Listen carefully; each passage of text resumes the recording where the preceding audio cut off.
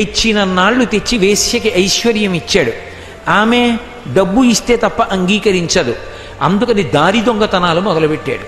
అజ్ఞానముతో మేళనం పొందుతున్నాడు. జారి పడడం అంటూ జరిగితే పైమెట్టు మీద ఉన్నవాడే బాగా జారతాడనడానికి కారణం అదే. అందుకని దొంగతనాలు మొదలుపెట్టాడు. దొంగతనాలు సరిపోలేదు, బలహీనులైన వాళ్ళు కనపడితే వాళ్ళని కొట్టి వాళ్ళ దగ్గర దోపిడీలు చేయడం మొదలుపెట్టాడు.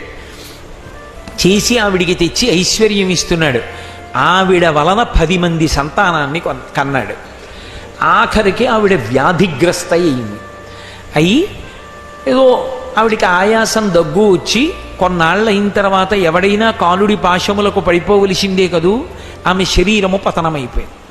చాలా బెంగపెట్టుకున్నాడు ఆమె చనిపోయిందని. కానీ ప్రేమ ఎక్కడో అక్కడ నిలబడాలి. ఆఖరణ పుట్టిన పిల్లవాడు ఉన్నాడు, ఎక్కడో సంస్కార బలం ఉంది. ఆ సంస్కార బలంతో ఆ పిల్లవాడికి నారాయణ అని పేరు పెట్టాడు. ఆ పిల్లవాడంటే ప్రేమ. ఆ ప్రేమ కారణంగా ఏం చేస్తుంటాడంటే నారాయణ నారాయణ అని పిలుస్తుంటాడు ఆ పిల్లాన్ని.